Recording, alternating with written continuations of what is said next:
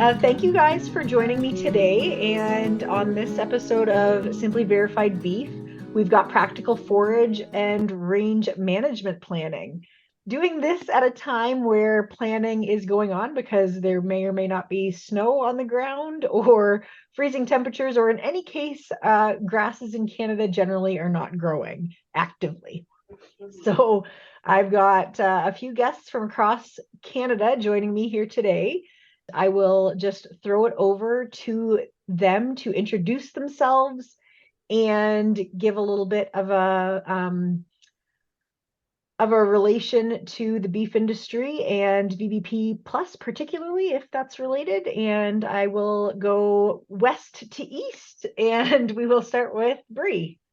Hi, it's Bree Patterson. You might recognize this voice from previous years on the Simply Verified Beef podcast. So thank you, Amy, for having me back.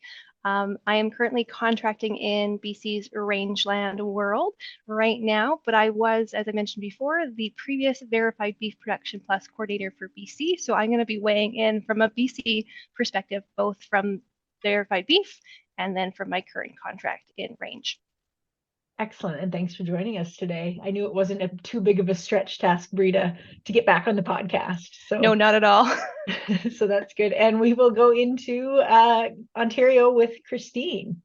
Yeah, I'm Christine O'Reilly. I'm the Forage and Grazing Specialist with the Ontario Ministry of Agriculture, Food and Rural Affairs. Excellent. Thanks, Christine, for joining us. And Cedric. Thanks for having me, and it's great to be here with your other esteemed guests. So I'm principal at Local Valley Beef down here in Centerville, New Brunswick. So we are a VBP certified beef operation here.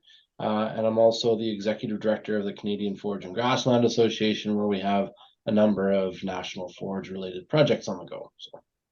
Excellent. Well, again, thank you all for taking some time out of your very busy schedules to join me. And I just will set up the topic here today. As far as VBP Plus pillars go, animal nutrition and environmental stewardship are the pieces we'll focus on today, with a little bit about mentorship as a sidebar, and as it relates to practical forage or range management planning. So we've got this cross-Canadian perspective with our guests today. So if we start with stored forage, Christine, what are some things to consider when you're first developing this, like your forage plan as it relates to some of those stored forages?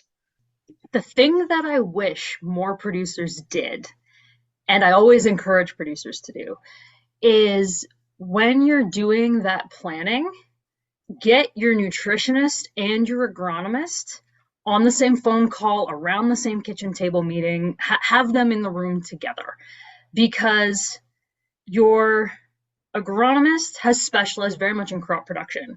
So they're an expert in crop rotation and meeting yield potential and managing, getting the manure out on the land. Like, those sorts of things are really their wheelhouse. And your nutritionist understands very much, what do your cattle need to be healthy and productive and produce to the best of their genetic ability. But the nutritionist works with ingredients, and the agronomist often doesn't know a whole lot about cattle. So you need those two experts there to hear each other's perspective, so that you as a producer are not playing a bad game of broken telephone. And keep in mind too, the producer is the third expert at the table. The producer is the expert in their operations goals, what labor they have, what equipment they have, any challenges that farm has had in the past that they're trying to find solutions for, those kinds of things. So if you have all three experts at the table, it's a very efficient way to figure out, what feed does that herd need and how you're going to grow it. So yeah, having all three of those people in the room at the same time to have a conversation together is the best way to get a really solid forage plan in place to support whatever that farm needs in terms of forage. That's a really great point in terms of the expertise around the table and kind of building that expert team around you. Cedric or Bree, anything to add? I don't really have anything to add, but I just want to echo the idea of utilizing professionals to help maximize your operation. I feel like I said this in previous podcasts and just in general throughout my tenureship in as an advisor, because that's basically what I've been regardless of contract or not, is to leverage your professionals, if that's your agronomist and your nutritionist or your agologist, depending on what part of the country you're from and what label they go by. In BC, we don't really have agronomists, we just have agrologists, and we can touch on that maybe a little bit later. But I think, like Christine said, leveraging, having those professionals on board and having a conversation to make it as a team is only going to help maximize your operation, regardless if that's forage quality or genetics or anything to do with your cows. Yeah, no, I love this concept and agree 100% with Christine. And as an agronomist, regrologist, I built this, what I called a Forage data management system. And what I worked with clients to do is exactly what Christine was suggesting. But then I took it one step further, and I started to profile the yield by field.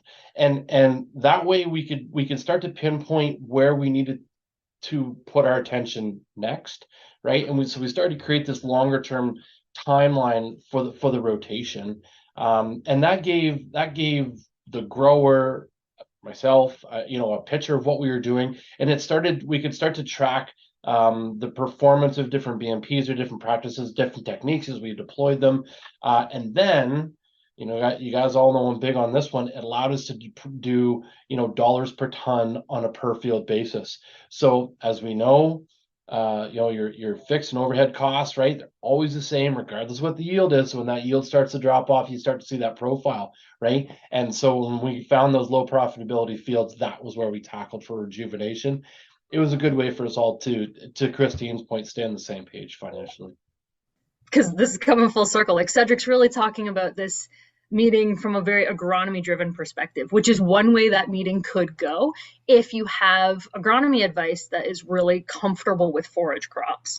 But depending on where you are in the country, sometimes it's the nutritionist that actually feels more comfortable because of their own experience, and if you're in a not very forage heavy kind of space, sometimes the crop help, they understand the general crop production concepts, but they're less comfortable taking the lead. So sometimes that conversation starts from what do we need for feed? What do we need for feed tonnage? What do we need for feed quality? And then working backwards going, okay, well, if we want to have this much corn silage and this much alfalfa and this much grass, and the yield potential of those crops is roughly whatever it is for your area, then you step it back into the agronomy piece from the nutrition side. So there's lots of ways to approach that conversation. It just kind of depends the knowledge and the personalities at the table, sort of how you work your way through the process.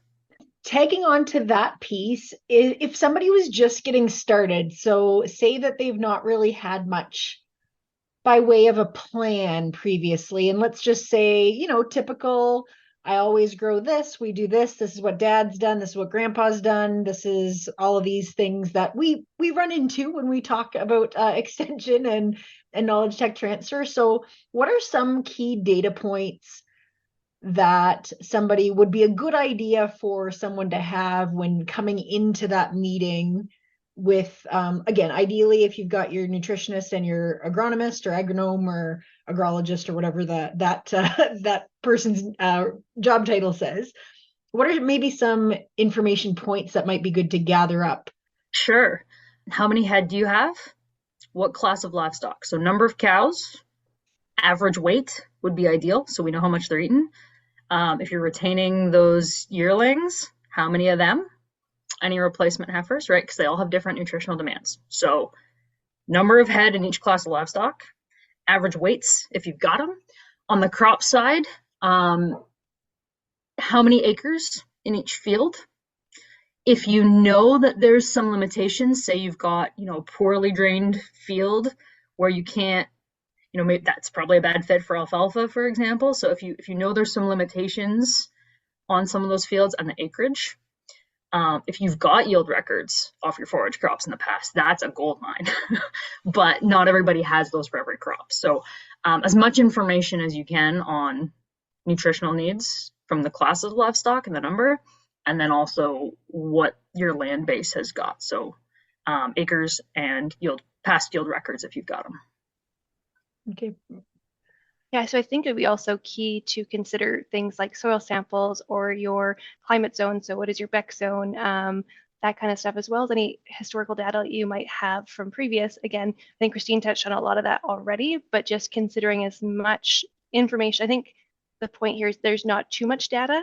Having more data is going to help us as the professionals sitting at the table with you to cipher through what needs to be done to maximize the yield for your animals and for your plants and soil.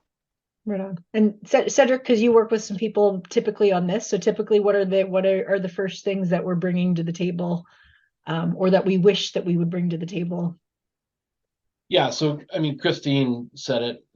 Point number 4 there is to have the actual land base under production, right? And so that's where I started because I'm a soil scientist, right? And then we kind of backtracked, right, to say, okay, this is your herd, this is your dry matter intake, this is your typical yield based on your land base. This is how they match, right? So that's always the first check for me to see because we're either under or overutilizing that land, right? We have to import whatever it is. But the second piece is actually the rotation, the historical rotation, right? And to my previous point about watching profitability per field per acre, you could see those fields that have been maybe used a little bit harder than others.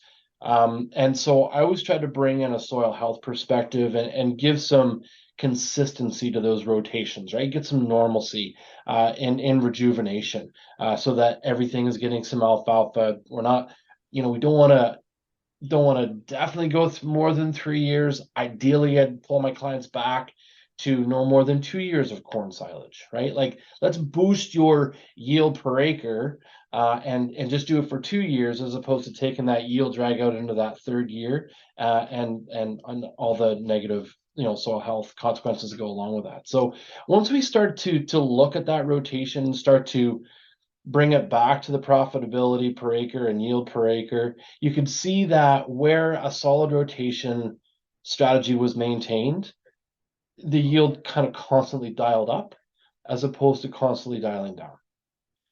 And once we had that as a target laid down, then a grower that maybe is more of a cow guy or a cow girl, right? They can look at that rotation and say, okay, wait, we're 4 years out on this alfalfa stand. We should be looking at this probably within the cycle for rejuvenation. This is probably where, or maybe where corn should go. And that becomes a normal thought process for them, where, if you're just looking at, not everybody just keeps hen scratching, but if you don't have a place to put all those records in a very consistent way, it becomes a little bit tattered.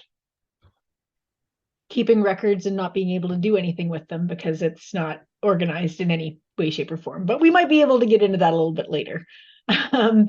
So those are some really good things, and that was more as it relates to a little bit of stored forage, though the same, I think, practical points of data content like soil tests and all that sort of stuff can be brought on with grazing or range management. So Bree, as it relates to some of that range or that pastured things, what are some considerations there when developing a plan? In addition to are there any different limitations or considerations to do that? Yeah, so they're out here in BC, majority of our range land or our grazing land is Crown land. So it is managed by the Ministry of Forests here in BC with a range team or a range department for each of the regions in the province. And so producers who are utilizing Crown land will be working with what we call a range agrologist out here in BC. So a range agrologist basically works and manages and helps to allocate range land or Crown rangeland to producers in their area. They generally have their professional agrology behind them, so they're great experts on range health. So for a producer in BC who's utilizing Crown land, you have to have what we call a range use plan, also known as a RUP. And with that range use plan, the producer creates it based on whatever portion of Crown land that's been assigned to them. So there are different pasture names. Roughly, cattle get turned out end of April, beginning of May in BC and come back home roughly end of September, beginning of October, sometimes maybe mid-October, depending on what the RUP or range use plan stipulates. And within that range use plan, the producer creates it, their rotation of where their animals are going to go. They present it to their range agrologist, and the range agrologist has to sign off on that and say, yep, that sounds great. And then they can always tweak it if they need to. But again, they consider things like animal unit months. So what animals and what type of animals are going out there for how long, where is it being affected. Range agrologists do go out and they will monitor the rangeland and take some data back. So then that way, each time they have to update their RUP, they have more data and better understanding of what areas maybe need to be managed more effectively or need to remove animals from. Maybe they need to manage their riparian areas better in those areas. There's a variety of different things that get considered. And again, because it is public or government land, there are a whole bunch of different things that have to be brought into consideration, not just from a range or animal related or ranching related perspective. Obviously, things like public, First Nations, and a wide variety of things go into helping to create a grazing plan or a range use plan for those of us who ranch out in BC. So that kind of quickly covers it from the BC perspective of managing our rangeland. But yeah, it's a lot of working with professionals, making sure we're managing land to the very best possible way we can, and obviously within certain parameters because it is not privately owned land. Privately owned land will be managed obviously differently than the Crown land here in BC, and it's going to be managed probably similar to how Cedric and Christine have described how we manage forage there, because it's likely going to be like corn silage or haylage or hayland or any kind of combination of making cow chow pretty much. I have so many questions, but I think that'll be a different podcast for a different time, because that whole Crown land concept is just, I mean, it makes miles of sense, and you guys just that's a great opportunity to get on to get some cows out on the land. Christine, as it relates to this grazing piece, do you have any additional considerations, or is getting that some of those previous things that you mentioned kind of cover that? Yeah, I mean, I'm just so fascinated by how they do this in BC because it's so different, right? The majority of grazing land in Ontario is privately owned and it's ceded to tame species. So very different management parameters at play, in addition to different climate as well, because it's not native rangeland. I think one of the biggest challenges with pasture management in Ontario is we don't really have an equivalent network of professionals that these ranchers in British Columbia can consult and rely on to look at their grazing plans. So grazing planning maybe doesn't have the same level of traction yet as even planning your stored forages do.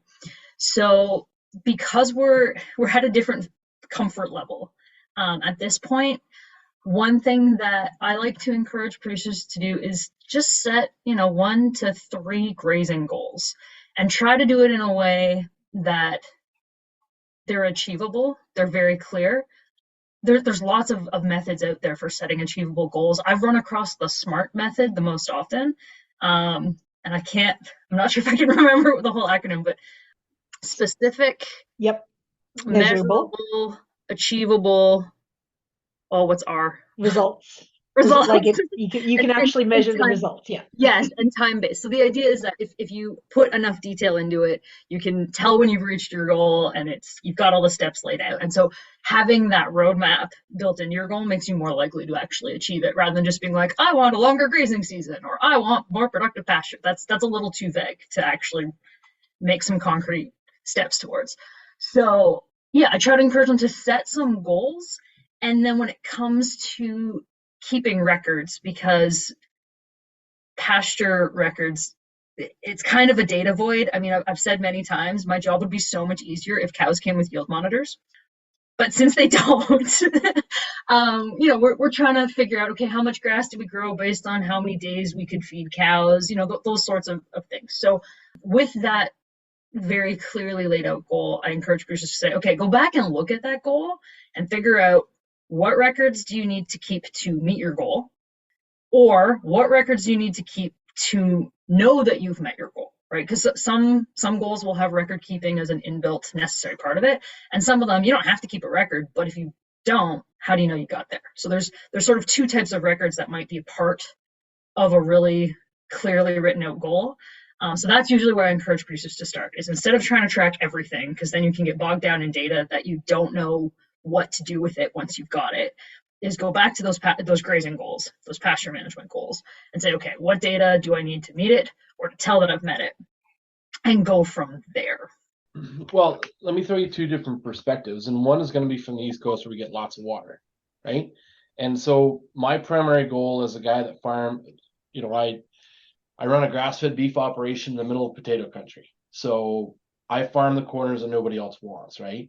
And my goal is to keep the cows on the pasture, right? And not outside the fence, right? So animal handling becomes my number one question that I'm asking folks. And I use my grazing system to allow me to manage my herd intensively, which is again different than the scenario that Bree's bringing to the table, where it's more of an extensive model, right? So, that's where I'm starting. How am I going to get those animals onto and off of the pasture and catch them if I need to, if somebody needs to be doctored? Then we're looking at water sources, which allows us to provide mineral, right? We've got that constant source, which helps to manage risk. And then I'm looking at the seasonality of my production, right? And thinking back to the previous question, longer term, am I using my grazing system to help rejuvenate some pastures? Am I trying to rotate that with annual crops? Right? How does that work into my longer term rotation? So now we're back to goals. And finally, how am I extending the grazing season? So I've been at this for a long time. So these concepts, I'm really now fine tuning my process. But for someone starting out, absolutely, we're back to those goals that Christine had identified, because I would be more similar to Christine. But in terms of Bree's example, and when you look at those, the semi-arid regions of the prairies, so those dry mixed grasses and up into the mountain rangeland, we're really talking about risk management and managing that resource long term. And so lots of conversations we've been having at CFGA, how do we service, that region where an intensive grazing system doesn't really apply? It's a whole different management style. It comes down to managing for that drought, right? And having that backup plan, which, like 3 years ago here in New Brunswick, we had a wicked drought. Never saw the like of it, right? And so I had to have a backup plan. I fed the entire month of August because I had some really brittle pastures that I didn't want to overgraze because I was afraid they weren't coming back next year, right? So again, that long-term mindset to your plan has to be specific to your long-term climatic reality, and really making sure that we're maintaining that resource, whether or not obviously those native rangelands need special care and attention. Our tame species are probably a little bit more resilient because we're more likely to get water out in this country, but it's really that long-term risk management goals that I'd be looking to set. Yeah, awesome. So as we're clipping right along here, we chatted a little bit before, and we've talked about data points and records management and all of that fun stuff. So as it relates to VBP Plus, one of the requirements is to record any use of crop protection products to ensure harvest, pre-harvest, pre-grazing intervals are kept, and all of that, food safety things. And that is one of the requirements. However, there's lots of other data points that we can keep that will improve things like nutrition, animal health, soil health, all of those types of things. So do you have any best practices that you've seen as it relates to data management? And I'll start with you, Cedric, maybe, because you had mentioned having sort of your sheet before that, you as an advisor has some pre-built stuff. Is there anything that's out there that's free downloadable, or the nice handy dandy? Is there anything that you've seen that you'd consider best practice in terms of kind of capturing that data? Oh my, yes. I typically go back to spreadsheets and my field book. I'm mid 40s. I'm closer to 50 than I am 40 now. So technology sometimes eludes me, and I don't know if I'm ashamed to say that or not, or if I'm of the age now, I'm okay with getting away with that, right? I don't run a flip phone, although my dad does, and he just recently learned how to text on it. So, there is progress being made. My point is there's some really, really nifty apps out there that allow you to do that. And we're starting to get there, Survey 123 with Esri Canada. There's some things that we're starting to take on that are a little bit easier. But the bottom line is, if you don't take the time to build the spreadsheet that's going to go in your field book and then take said spreadsheet and put it in your app, you're still just keeping random data, right? So you've got to have that framework, no matter if it's paper and pencil or electronic, you've got to have a framework where the data can live.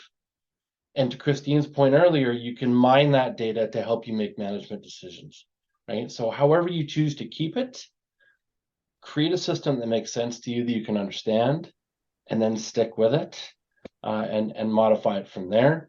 And I would say too, spray records, one thing, absolutely critical, right? Obviously for VBP plus, but there's all kinds of other data points that are going to be required from the value chain. I think in the, I'll call it years to come. One of the big ones for me, managing a lot of corner fields, and of course a lot of our livestock are what have been classified as marginal ground, but it's just not cropland.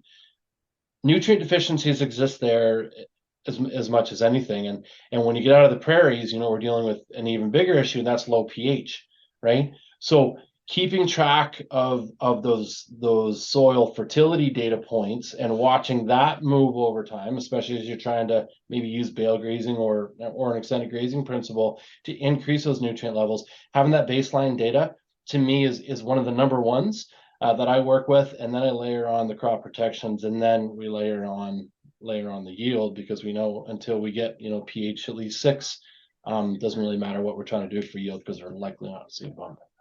Well, those are some really great points. I'll throw it over to you, Bree. Do you have anything that you've seen in your time that's helpful? Yeah, I'm going to weigh in kind of from a past verified beef coordinator and current contractor. Utilizing photos is a great way to collect data points as well. There's a variety of different photo apps out there that will actually take information such as elevation, your date and time, your coordinates. Then that way you can actually go back to that spot and be like, oh, look, it was actually overgrazed, or we've had some issues here, and we can literally put it on the map. Another app that we love out here in BC when it comes to rangeland is Avenza Map. We utilize map apps quite a bit as well in BC with rangeland. Again, so you can kind of visualize your topography. You can see a whole bunch of stuff that you might not be able to see in other spreadsheet type apps. And of course, obviously, to go back to verified beef and utilizing any app or any piece of paper or any spreadsheet that works best for your operation is great. You don't need to have something super fancy or super high tech. As long as it makes sense and it's out of your brain and on that piece of paper or on that app, the verified beef program is very happy about it. Yeah, you bet. Christine, anything to add? Yeah, I'll reiterate my earlier point, which is get clear on what data you need to collect or what data has value for you first. I've worked with dairy farmers that are milking on a robot, and they are drowning in data that they have no idea how to use. So step one is figure out what data you actually need and want, so that you're only putting in the effort to collect data that's going to have value to you. Because you can spend a lot of time collecting data that does not improve your production or your profitability or your verified beef production status or whatever. So figure out what you actually need. And then to Cedric's point, figure out a system that works for you to keep that organized. Whether that is a notebook in your back pocket or a bigger notebook that lives in the office so it never gets dropped in a water trough or smeared with all the things that happen in the barn. Maybe it is an app on your phone if you're comfortable with that kind of thing, because yeah, we've talked about a bunch of great apps out there.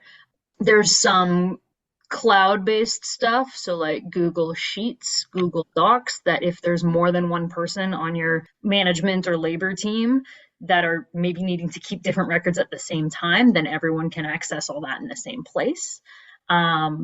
One grazing specific idea that I've only ever seen once It's a grazing wheel. So if you have kind of up to about 6 paddocks in your pasture, you start by, sort of creating an X or a star shape, like just straight lines.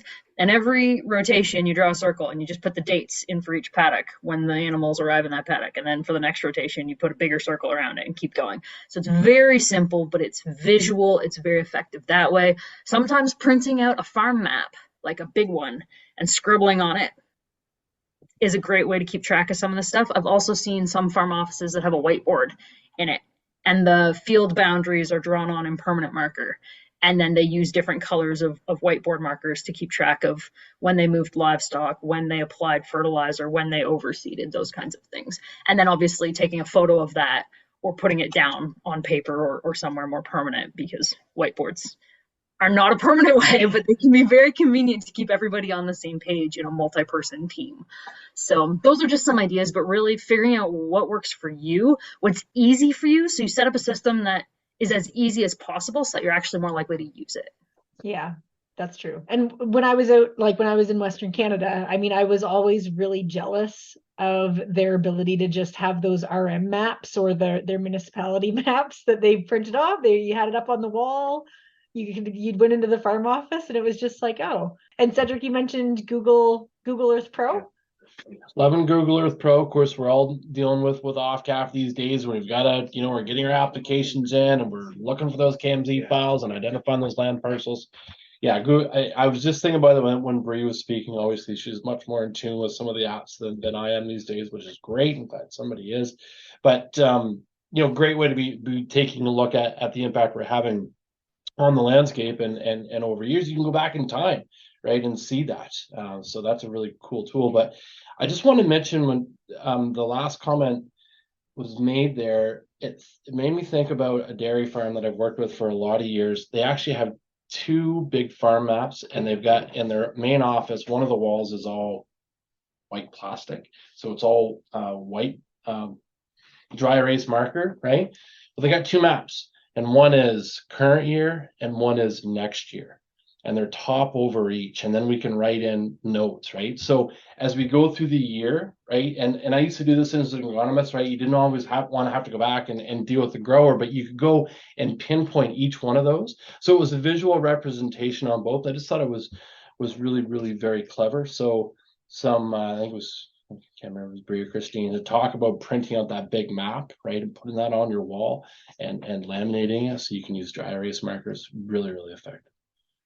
Right on. Cedric, moving on, we've got I just didn't want to drop off this call before talking, because we had talked, Christine had talked about sort of this gap in some of our extension services, maybe in areas that aren't, managed like BC. But the CFGA has a mentorship program that's launched in the last year or so. Can you give a quick synopsis about the program and kind of and we can put in the show notes how to get involved and some links and all of that sort of stuff, but do you want to give a quick rundown? Absolutely. So, I mean, this goes back to like 2006 when I first took a grazing mentorship course, and it was offered through the Canadian Cattlemen's Association, the grazing mentorship program. Jim Stone traveled across the country and really brought us up to speed and brought a science-based perspective to the planning of our grazing systems, right?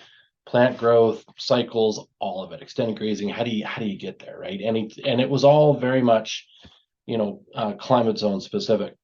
And since I took over the helm here at CFGA, it was on my mind, like, we got to get this thing queued back up. We've lost a lot of grazing experience through attrition and otherwise. And so folks that want to get out on the landscape and do a good job with grazing, they really are left with, not everywhere, but in a lot of cases, left, going to YouTube to try and get some support to get it done, right? So we said, hey, we can do this. So about a year and a half ago, we queued up an advisory group. Christine was part of that, and basically said, look, what do we need to do to move this thing forward? We had a little bit of funding. That's where we started. Now we've trained, I think, close to 100 folks through our mentorship program. Again, this is not new information, right? It's really packaging what we know about grazing and bringing people onto a common platform and into a common mindset.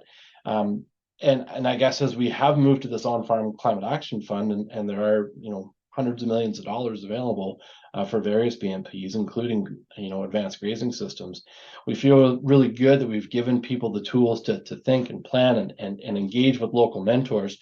And so we continue to put those workshops on. We continue to bring folks into the fold who wish to take on that training. We've got an online module you can walk through. We're holding monthly mentor calls. So if folks, that they want to bring ideas, challenges, successes, whatever it might be to the table, we've created this national peer group of like-minded individuals who are seeking to advance not only the science, but the art of grazing, and very much marry the two of them together. So appreciate the shout out to that, and anybody that wants to engage with us and take that training, happy to have you come on board. Those that are looking for support to implement advanced grazing systems on your farm or ranch, we've got a list of folks in all of our participating provinces. We'd be more than happy to link you up with a mentor and do whatever we can to support your journey towards advanced grazing systems. Excellent. Thanks, Cedric. And yeah, I will put some of those links into the show notes so that, because that is, again, it's pretty much across Canada, I think, as far as I understand. So Christine and Bree, anything else that you want to comment about specifically in terms of additional resources or training? I guess from a BC perspective, working with organizations like the BC Forage Council or BC Cattlemen's Association are always great opportunities. Same with the BC Cattle Feeders Association, or respectively your other commodity. We have other commodity groups as well, like BC Dairy and small scale meat producers, who would be full of consultants or those with great information. When you look at it from a range management side, obviously lean on your range agrologists, range officers, and range technologists in the province. Those guys have the education and information to help you with managing your crown grazing land here in BC. And yeah, just leveraging professionals and knowing that there's a whole team across Canada or in your province that is there to help you find the information you need to maximize both forage or grazing rangeland as well. Awesome. And Christine? I guess this is the time to plug projects. So yeah, it is. OMAFRA just recently updated the guide to forage production. So this is kind of bringing it back full circle to that stored forage piece. Although if you are rejuvenating or renovating a pasture, like a tame pasture, there may be useful information in there. So the content of it is agronomy on forage crops. And I think there's like 38 different species of crops that we sometimes or always use for forage. And then more about the mechanical harvest and storage of forage crops. So if you're in a humid climate in Canada, that may be helpful to you. It is available in French as well. So there's an English version. There's also a French translation of that. So you can either go to... I can put it in the show notes. I have the link. Yeah. Okay. Oh, you've got the link. Okay. I don't remember it off the top of my head. Download, and hard copies can be ordered. I'm not sure what they're charging for those, but Publications Ontario can tell you that. Beefresearch.ca has some stuff on body condition scoring. If you're talking about data points that you might want to give, the Beef Research has some data best practices, as well as their Forage UPIC tool, which right now is live for Western Canada, and the Eastern Canadian one is coming. And it's been coming for a little while, but the web developers are on it and we're getting real close. So you can expect to see that. And I have been in the final spots. I've been using that Publication 30 revised guide to kind of update some things in that Eastern Canadian Forage UPIC. So those are a couple of foragey things that are beef led, and life will be good. So I would like to just thank everyone for joining us today, taking some time out. I knew that we might go a little bit over our usual time with this topic, because there is so much to talk about. We have time then to do maybe another one next season for more advanced grazers. So that is good. And I just want to appreciate your time, Cedric, Christine, and Bree. And we'd like to also thank our sponsor, the Canadian Agricultural Partnership, in communication with New Brunswick, Nova Scotia, and Prince Edward Island. And we will see you next month.